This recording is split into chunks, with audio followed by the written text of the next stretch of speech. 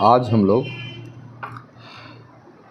प्राथमिक क्रियाकलाप के अभ्यास प्रश्न को देखेंगे। इसमें देखिए 30 शब्दों में जो है प्रश्नों का उत्तर देना है। ठीक है, तो पहला प्रश्न कहता है स्थानांतरित कृषि का भविष्य अच्छा नहीं है, विवेचना कीजिए।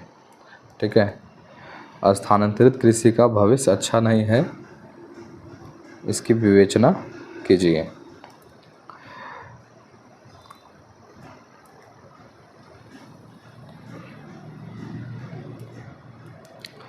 देखिए इसका उत्तर होगा स्थानांतरित कृषि कृषि का आदिम रूप है।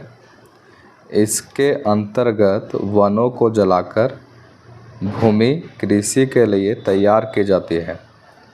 कुछ समय पश्चात लगभग 3 से 4 वर्षों में जब मिट्टी का उपजाऊपन समाप्त हो जाता है, तब कृषक नए क्षेत्र में वन जलाकर कृषि के लिए भूमि तैयार करता है।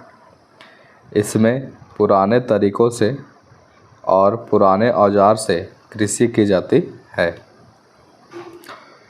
तथा उत्पादन का स्तर निम्न होता है।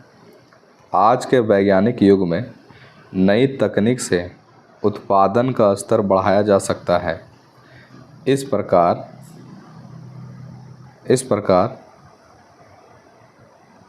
इस कृषि से, यहाँ इस होगा, इस कृषि से वनों का ह्रास, मृदा अपरदन और पर्यावरण अपक्षय होता है। अतः स्थानांतरित कृषि का भविष्य अच्छा नहीं है। दूसरा प्रश्न हम लोग देखते हैं। दूसरा प्रश्न है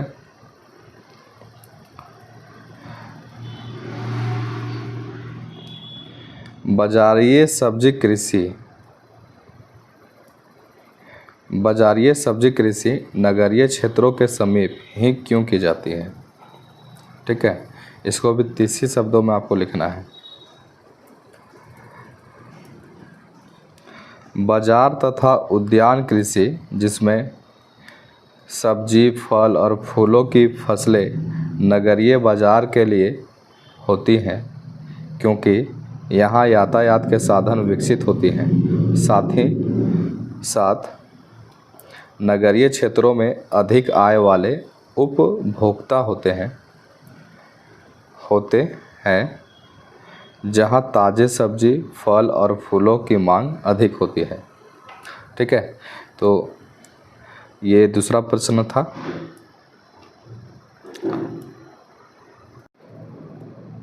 तीसरा प्रश्न है विस्तृत पैमाने पर डेयरी कृषि का विकास यातायात के साधनों एवं प्रशिक्षकों के विकास के बाद ही संभव हो सकता है। ठीक है, तो विस्तृत पैमाने पर डेयरी कृषि का विकास यातायात के साधनों एवं प्रशिक्षकों के विकास के बाद ही क्यों संभव हो सकता है। ठीक है, तो प्रशिक्षकों का मतलब होता है कूलिंग करना। क्या हो करना? कूलिंग करना, यानी कि दूध को ठंडा करके काफ़ी देर तक रखना, ये प्रशिक्षक कहलाता है। अब इसका आंसर क्या होगा वो देखिए हम लोग।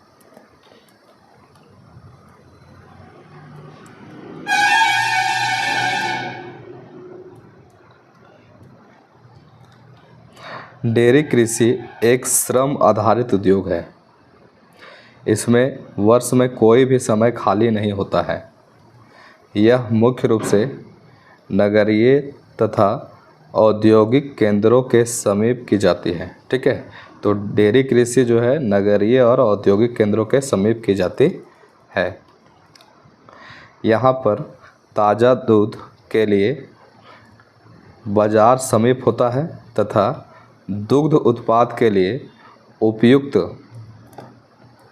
उपयुक्त बाजार मिलता है। परिवहन, शीतलन तथा पाश्चुरीकरण के विकास ने विभिन्न दुग्ध उत्पाद के भंडारण की सुविधा बढ़ा दी है, इसलिए यह उद्योग अधिक विकसित होता चला गया है। ठीक है, तो ये 30 शब्दों में लिखने वाले प्रश्न थे। अब हम लोग दूसरे कैटेगरी में देखेंगे जिसको 150 शब्दों में जो है सो लिखना है।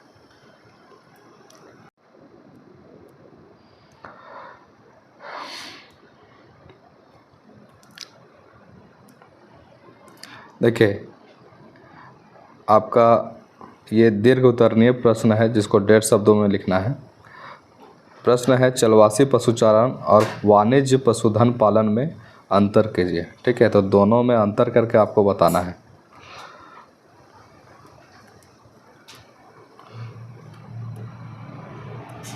पहला अंतर है चलवासी पशुचारण में, यह एक प्राचीन जीवन निर्वाह व्यवसाय है, जबकि वाणिज्य पशुधन पालन क्या है, यह एक व्यवस्थित एवं पूंजी प्रधान व्यवसाय है। दूसरा अंतर देखते हैं हम लोग, इसमें पशुपालक अपने भोजन, वस्त्र, शरण, यहाँ शरण होगा, शरण, औजार एवं यातायात के लिए अपने पशुओं पर निर्भर रहता है, जबकि इसमें पाले गए पशुओं से प्राप्त मांस, खाल, बाल को विदेशों में निर्यात किया जाता है। तीसरा अंतर है, पशुपालकों को चारागाह एवं पानी की तलाश में लंबी दूरी तय करनी पड़ती है चलवासी पशुचारण में। इसमें एक अस्थायी फार्म होता है, ये फार्म विस्तृत क्षेत्र में फैले होते हैं तथा संपूर्ण क्षेत्र को छोटी छोटी इकाइयों में विभाजित कर दिया जाता है ताकि चराई को नियंत्रित किया जा सके। चौथा अंतर है, चलवासी पशुचारण में विभिन्न प्रकार के पशु एक साथ पाला जाता है, गाय, बैल, भेड़, बकरी, ऊंट, याक या लांबा, जबकि इसमें क्या है, वाणिज्य पशुधन पालन में एक ही प्रकार के पशु पाले जाते हैं। ठीक है, इसमें एक साथ अलग अलग प्रकार के पशु, जबकि इसमें जो है एक ही तरह के पशु पाले जाते हैं। पांचवा अंतर है, पशुपालकों को ऋतु के अनुसार प्रवास करना पड़ता है। ठीक है, पशुपालकों को ऋतु के अनुसार प्रवास करना पड़ता है इसमें, जबकि इसमें अस्थायी फार्म अस्थायी रूप से पाए जाते हैं। ठीक है, इसमें जो फार्म होते हैं वो अस्थायी रूप से पाए जाते हैं, इनको इधर उधर जाने की आवश्यकता नहीं होती है। देखिए, छठवां अंतर है, यह प्रायः एशिया, अफ्रीका तथा दक्षिणी पश्चिमी एशिया के अर्ध शुष्क प्रदेशों में होता है, जबकि वाणिज्य पशुधन पालन जो है, यह पशुपालन शीतोष्ण घास के मैदानों में प्रचलित है। ठीक है, तो इस तरह से 150 शब्दों का जो है अंतर लिखना था, तो ये आपका कंप्लीट हुआ। इसके बाद एक प्रश्न और है,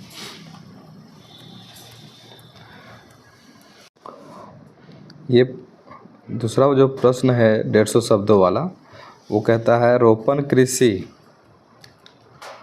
रोपण कृषि की मुख्य विशेषताएं बतलाइए एवं भिन्न भिन्न देशों में उगाई जाने वाली कुछ प्रमुख रोपण फसलों के नाम बताइए। ठीक है, तो इसमें क्या है,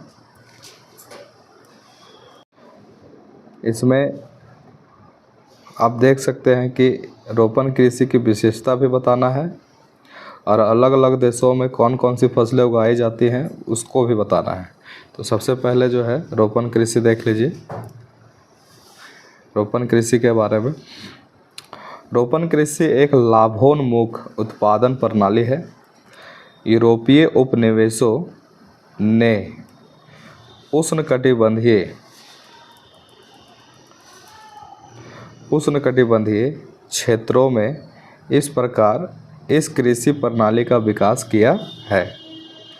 चाय, कॉफ़ी, कोको, रबड़, कपास, गन्ना, केले एवं अनानास इसकी प्रमुख फसलें हैं। अब इसकी विशेषता की बात करते हैं।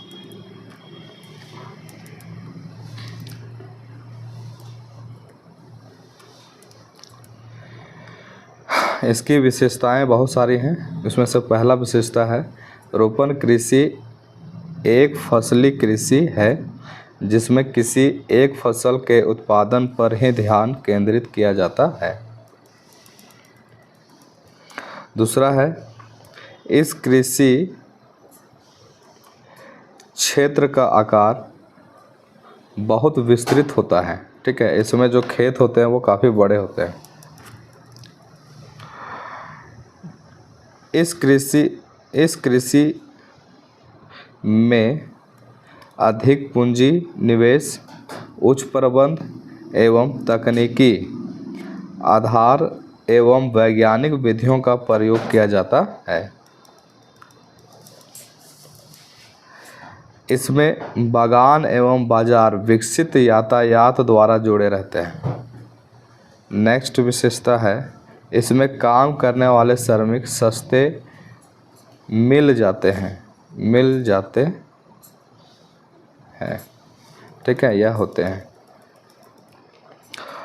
नेक्स्ट है, इस कृषि से उत्पादित अधिकतर भाग को निर्यात किया जाता है। ठीक है, इसमें जो उत्पादन मिलता है उसको विदेशों में निर्यात किया जाता है।